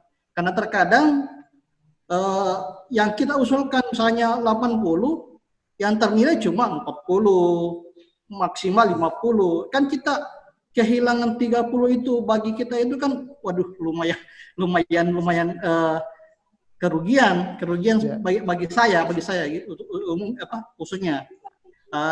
Terus yang kedua yang ingin saya tanyakan Mas Fahrur, ini di daerah saya ini kan perairan tawar, otomatis bahanta yang booklet, apalagi namanya folder ataupun yang lainnya, dari tahun ke tahun itu aja yang bergulir. Nah, ingin saya tanyakan, boleh enggak itu aja yang kita bikin, bisa tapi dengan apa istilahnya, dari tahun ke tahun itu kita rubah bahannya. Misalnya kalau tahun ini kita berbentuk folder ikan lele, tahun depannya kita bentuk dalam berbentuk booklet atau apa. Nah, itu yang saya tanyakan. Ya, mungkin untuk sementara itu aja dulu, Mas Farur. Terima kasih. Oke, menjawab ya. Yang saya jawab atau saya paparkan di kegiatan ini tidak 100% benar. Jadi ini hanya dari persepsi saya. Itu yang pertama. Jadi kami di antara 17 orang tim penilai di BP3 Banyuwangi pun berbeda-beda tanggapannya terhadap sesuatu. Jadi kadang menilainya akan beda-beda. Nah, itu akan kami selesaikan di pleno, saat pleno.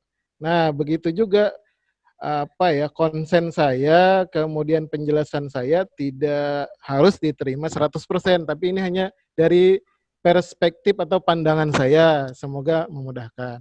Oke, yang pertama, bagaimana sebaiknya bukti fisik agar dapat diakui 80%? Nah, saran paling mudahnya, Pak, ikuti terus kegiatan ini, Pak. Jadi yang tadi kita sudah membahas tentang identifikasi potensi wilayah. Kalau Bapak ikuti semua, itu sarannya yang di 9 kegiatan, sesuai dengan itu, kemungkinan 80% mungkin lebih, Pak. Malah pernah terjadi, jadi pengajuannya, misalkan saja pengajuan angka 5,5, jadi 110% mungkin, Pak, di Dupak itu. Jadi jangan dulu berpikiran, kalau Dupak mengajukan 20 paling 30%-nya. Enggak, Pak. Yang 110% pernah, 120% pernah, Pak. Cuman jarang memang.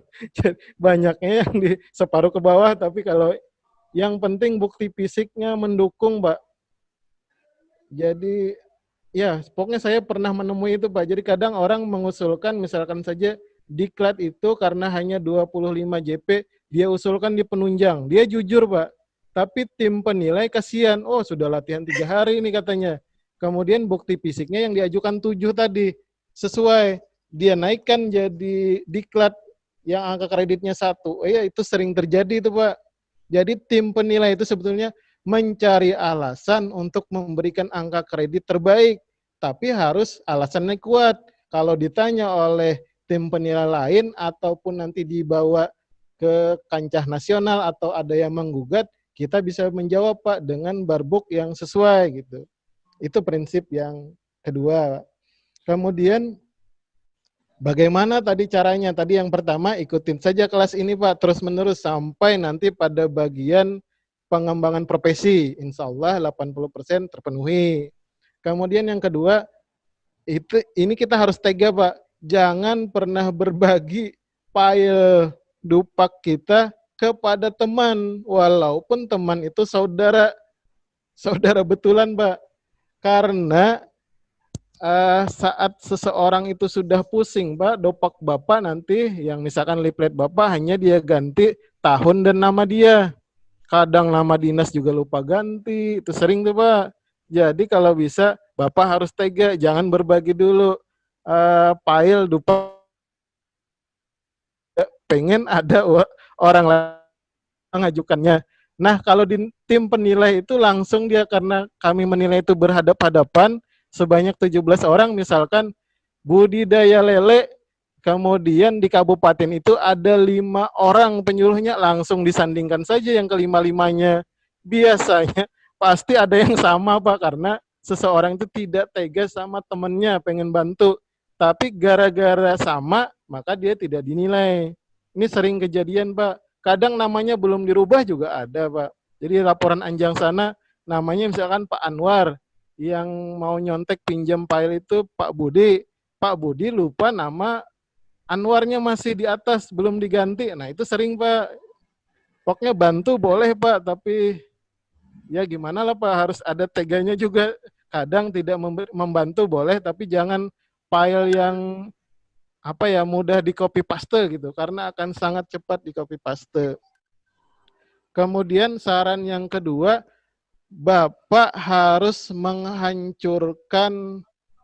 menghancurkan dari mode pencarian online. Jadi misalkan gini, Bapak membuat leaflet budidaya ikan lele sistem bioplog.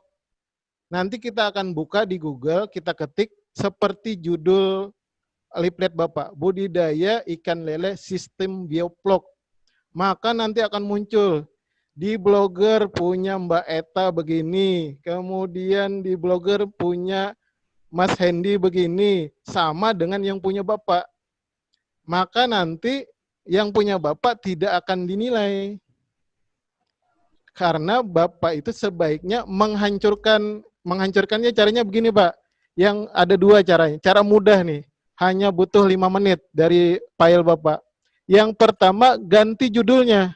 Jadi jangan lagi budidaya lele sistem bioplog. Misalkan nanti budidaya lele sistem bioplog dengan pendekatan ketersediaan air misalkan. Atau dengan pendekatan pemberian probiotik pada suhu 20 derajat. Yang bikin kayak aneh-aneh aja Pak. Jadi hancurkan di 2 tempat. Yang pertama judul, yang kedua pada paragraf 1. Yang akan dinilai oleh tim penilai itu dicek. Yang pertama judul di set di Google. Yang kedua ini bisa Bapak lakukan, jadi judul Bapak ketik aja di Google. Sudah ada belum yang nulis itu? Sudah ada belum leaflet yang itu? Kalau sudah ada, ganti judul Bapak.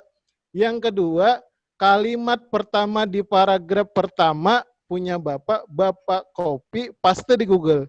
Jika muncul, maka juga tidak akan dinilai itu. Maka sebaiknya Bapak ganti kalimat pertama di paragraf pertamanya susunannya. Misalkan, Kota Palembang merupakan kota penghasil empek-empek Palembang. Misalkan kalimat pertamanya.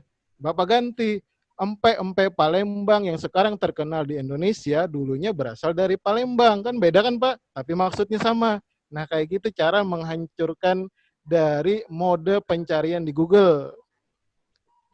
Kemudian yang keempat, semua materi penyuluhan jangan sampai Bapak copy paste. Boleh copy paste, tetapi minimal sumbernya itu 2. Jadi kadang orang ini bikin leaflet folder, cuman copy di internet, paste langsung. Atau punya temennya copy paste. Nah, harus minimal 2 sumber. Jadi Bapak cari aja paragraf keduanya punya orang lain. Yang lainnya tadi biar aja tetap dari 1 sumber. Kemudian Bapak sumber pembanding, sumber kedua, paragraf keduanya. Nah, dengan 4 cara ini, kemungkinan barbuk Bapak akan dinilai 80% atau lebih. Tapi ini kan baru doa kita, baru usaha. Kadang orang sudah berusaha, kadang-kadang nih Pak, cuman saat mau 1 minggu sebelum mengumpul dupak, nggak tega sama temennya. Temennya belum apa-apa. Bapak dengan sengaja memberikan filenya misalkan. Temennya tega lagi. Yang Bapak cuma diganti nama. Nah, dengan cara ini aja, perjuangan Bapak setahun akan hancur dalam beberapa saat gitu. Jadi banyak kejadian sih Pak yang kayak gitu. Dikiranya tim penilainya beda, kan sebetulnya sebelum tim penilai sudah memasuki jaring sekretariat tim penilai. Sekretariat tim penilai itu 1 orang untuk 1 kabupaten kota. Jadi walaupun jabatannya beda, dia akan membaca semua tuh. Kalau tim penilai tinggal santai aja nilai kan sesuai jenjang jabatannya. Tetapi dari sekretariat sudah terbaca ini sama, atau sama dengan tahun lalu, atau sama dengan 2 tahun lalu, maka ya tim penilai terpaksa deh karena sudah di pleno sekretariatnya bilang gitu. Ini sama dengan 2 tahun lalu, sama dengan 1 tahun lalu misalnya. Ya sudah langsung KO kan jadinya. Kita kasih nilai lah 1/4 misalkan. Tapi tadi dengan 4 cara tadi, terutama yang cara ketiga, Bapak hancurkan tuh barbuk Bapak dari mode pencarian di Google. Nah, insya Allah selamat dengan cara mengganti judulnya. Yang kedua, paragraf pertama di materi penyuluhan itu Bapak kombinasi-kombinasi lah yang bikin nggak ada tuh di Google tulisan itu gitu. Kan mudah aja setelah Bapak jadi, copy, paste lagi di Google, Bapak set, oh nggak ada tulisan orang yang kayak gini, aman berarti Pak. Demikian saran dari saya. Mudah-mudahan memberi pencerahan, kalaupun ada salah, ya keterbatasan saya dan perbedaan pandangan antara tim penilai. Demikian Pak. Satu lagi, boleh saran Pak Mas Farul? Boleh Pak. Ini bayar. Tadi ada juga, tadi saya lihat di chat, meminta kalau boleh semacam SOP atau apalah yang sehingga kami ini bisa satu visi dengan tim penilai, karena terkadang kita karena tidak ada istilahnya berimprovisasi dari Kepmen 54 ini, karena tidak ada yang baku, makanya kami biasa berimprovisasi, tetapi ternyata blanko atau form yang kami buat tidak sesuai dengan tim yang keinginan tim penilai. Jadi mungkin Mas Farul bisa atau dengan tim penilai yang lain bisa merangkum atau membuat semacam form-form yang baku lah begitu. Saya kira itu yang saya sampaikan. Lebih dari yang mau diucapkan. Assalamualaikum warahmatullahi wabarakatuh. Terima kasih Pak Farul. Ya, terima kasih Pak Eta. Sama-sama Pak. Nggak usah dijawab kan, sarannya bagus, ya, akan diusahakan. Siap Pak. Oke, ini Mas Farul nih dari tadi nyinggung pempek terus. Kirim alamat ya. Ini ada satu penanya lagi dari Umar Arif. Silahkan ya, Umar Arif. Mic-nya saya buka nih. Ya, terima kasih. Assalamualaikum warahmatullahi wabarakatuh, Mas Rosi. Waalaikumsalam warahmatullahi, ya Pak. Tempat komunikasi via WA. Oh siap. Ini kebetulan sudah siap scan, tinggal kirim. Cuman siap. Ada satu yang kelupaan, RUB. Yeah. Jadi apa bisa RUB yang dari semester 1 ini diajukan di semester 2, itu aja. Kalau yang lainnya insya Allah sudah final, tidak bisa dirubah lagi. Terima kasih. Jawabannya bisa Pak. Ya, jawabannya sangat bisa. Kemudian kalau mau usaha, bagus lagi. Misalkan RUB diajukan di semester 1, nanti semester 2 ajukan lagi. Namanya usaha kan? Tidak ada target ya? Tidak ada batasan maksud saya? Kan batasannya tadi maksimal 5 buah per tahun. Jadi di tim penilai itu hanya menilai 5. 5 itu tadi sesuai dengan jenis usahanya. Budidaya, pengolahan, kemudian pengolahan pemasaran, penangkapan, garam, sama konservasi. Tetapi kadang tim penilai juga malas membuka berkas periode yang lalu. Jadi ajukan saja. Kalau rezeki ya dapat. Biasanya sih dapat aja kalau RUB ini walaupun diulang. Jarang tim penilai yang mau buka berkas yang lama. Walaupun yang buka berkas itu sebetulnya sekretariat kan, tim penilai cuma bilang, tolong lihat berkas Pak Umar Arif di periode yang lalu. Cuman gitu doang, nanti sekretariat yang nyari. Tapi kadang tim penilai itu lebih cenderung menggunakan hati nuraninya. Nilai aja, orang sedikit ini cuma 0,2 sekian. Kan. Apalagi yang tadi Pak Umar Arif akan mengajukan di periode yang akan datang. Nggak masalah Pak, ajukan saja. Jadi walaupun nanti diperiksa di periode yang lalu diajukan atau enggak, kan belum. Pasti dinilai di periode yang akan datang. Tapi tadi andai pun kita berusaha mengajukan 2 kali, ya nggak apa-apa. Dan itu wajar aja di tim penilai. Seseorang berusaha dengan cara yang halal itu bagus. Hanya kan mengetes kejelian tim penilai, ya nggak apa-apa. Tim penilai malah senang digitukan. Senang orang rajin, jadi senang kita tuh menilai sesuatu yang baik, mencari nilai ya. Daripada memang tidak ada dia ajukan, nah kita pusing carinya. Bagaimana cara memberi nilainya? Orang nggak ada barbuk kan, mending ada barbuk, nah kita menilai. Pokoknya sedapat mungkin kita beri nilai asal sesuai dengan ketentuan yang berlaku dan wajar gitu. Demikian Pak Umar Arif. Ya. Terima kasih atas jawabannya. Sama-sama. Pesan yang terakhir, jangan bosan-bosan kalau diganggu sama saya via WA ya, Bang. Oh, siap, siap. Terima kasih. Assalamualaikum. Waalaikumsalam Kita warahmatullahi ada satu penanya lagi ya dari Mas Hendy. Mohon pendapat Pak Fahrur, apakah Permenpan jabatan fungsional kita saat ini sudah layak, pantas, urgent untuk dilakukan kajian dan revisi? Bagaimana pendapat? Oke. Jawabannya sebetulnya ada setidaknya 11 alasan kenapa permen kita harusnya direvisi, Permenpan kita. Yang terberat adalah 2 alasan mendasar. Yang pertama bahwa Permenpan kita sudah berumur lebih dari 10 tahun. Jadi kalau kita baca Permenpan, rata-rata itu akan diperbaharui setelah 8 tahun. Itu konsepsi pertama. Konsepsi kedua, Permenpan kita belum mengandung unsur indikator kinerja utama IKU, belum masuk. IKU dan SKP belum masuk di Permenpan. Sedangkan pemberian tunjangan kinerja berdasarkan indikator kinerja utama dan SKP. Jadi 2 alasan ini saja, padahal ada 11 alasan loh ini. 2 alasan ini saja sangat mutlak Permenpan ini direvisi. Terus sudahkah dibuat konsep revisinya? Sudah dibuat dan sudah diajukan dari semenjak tahun 2016. Kemudian di tahun 2017 sudah uji petik dan finalisasi. Kemudian sampai sekarang belum ditetapkan, mungkin karena kondisi negara dan lain-lain, yang prioritas penetapan peraturannya di Menpan RB-nya belum memprioritaskan kita atau lain-lain alasan. Kalau konsepsinya sudah, konsepsinya IKU harus sama dengan DUPAK.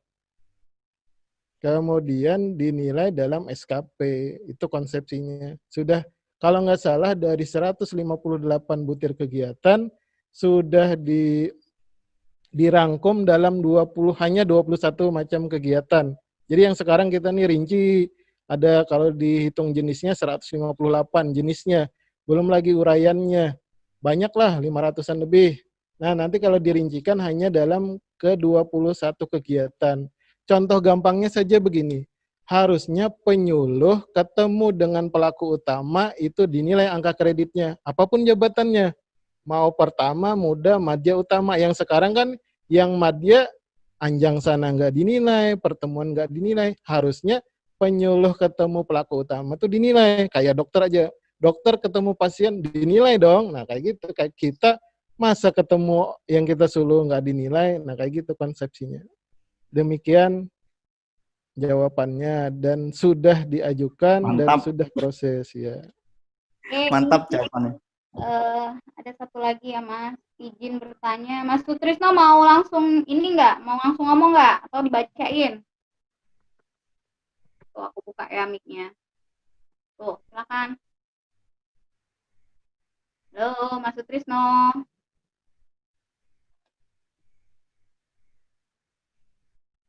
Kayaknya pemalu deh. Jadi kita menanyakan hasil penilaian angka kredit yang kita peroleh ke tim penilai, bagaimana mekanismenya. Oke. Tanya aja langsung, Mas. Ya, betul. Tanya aja langsung ke sekretariat tim penilai. Jadi di sekretariat tim penilai, 1 orang dari 6 orang petugas sekretariat itu diberikan kewenangan untuk menjelaskan. Misalkan seseorang mengusulkan angka 10, kenapa dinilai hanya 50%-nya. Kalau di BP3 Banyuwangi di tempat saya, nama petugasnya tuh Ibu Erika. Jadi salah satu di antara tim sekretariat.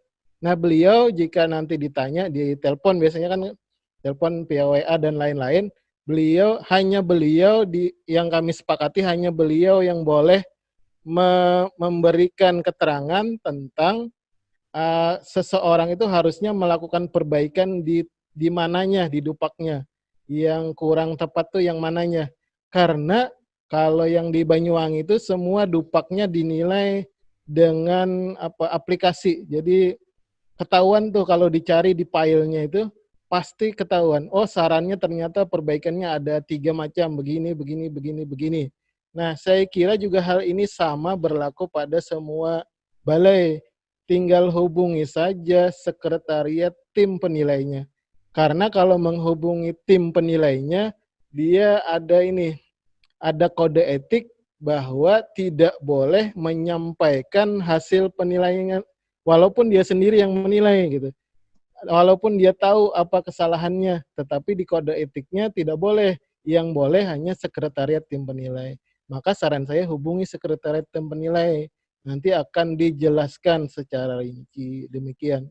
Kalau nggak salah kita bisa ngajukan banding ya, Mas ya? Banding tapi sering kalah. Jadi Ya, mending nggak usah ya. Terima aja kan. Ya, 99,9% pasti kalah. Karena waktu di pleno itu sudah 17 orang, itu jarang yang bisa mematahkan alasan 17 orang. Jarang yang sampai salah sampai 17 orang. Kalau tim penilainya kan cuma 2, 1 orang tuh hanya dinilai oleh 2 orang, tapi saat di pleno akan dibahas bersama oleh 17 orang. Nah, jarang ini terjadi kesalahan gitu.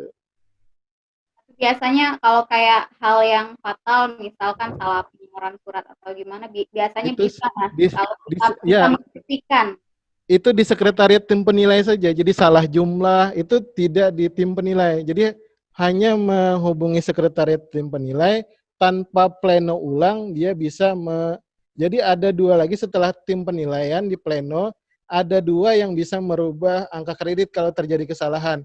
Yang pertama sekretariat tim penilai, yang kedua penandatangan dupaknya ketua tim, biasanya kepala balai. Nah, jadi ada 2 celah lagi memperbaiki nilai. Cuman tadi laporkan saja ke sekretariat. Jadi pada umumnya kalau kesalahan tanggal, salah pak yang lama, kemudian salah jumlah, nah itu tanpa pleno lagi, itu sudah ditetapkan oleh sekretariat. Begitu memang prosedurnya.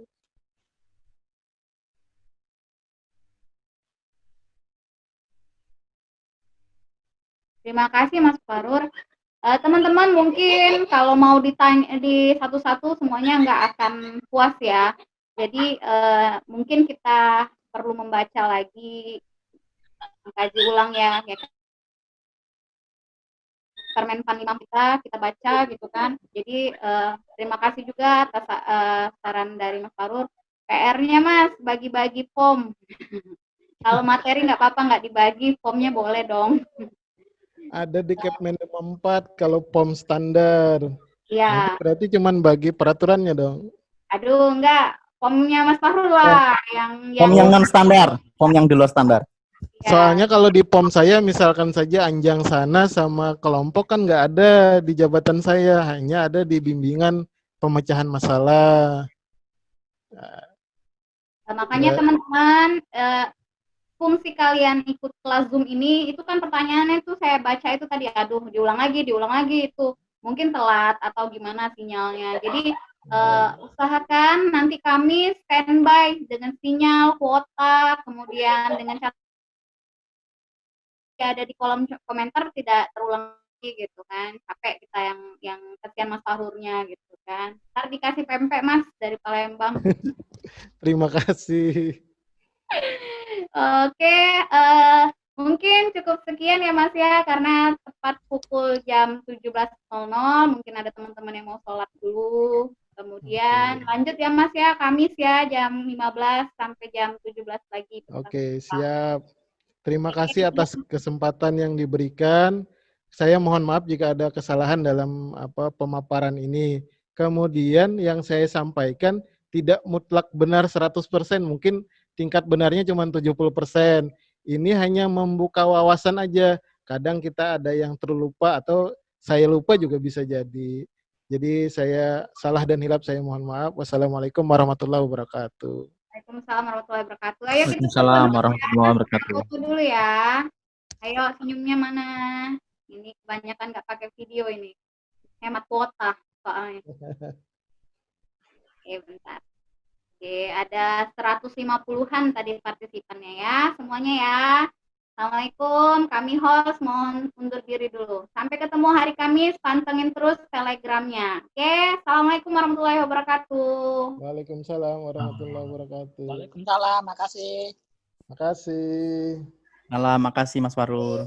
Makasih. Terima kasih atas materinya. Makasih Terima kasih Mas Ibu. Farul dan panitia. Siap.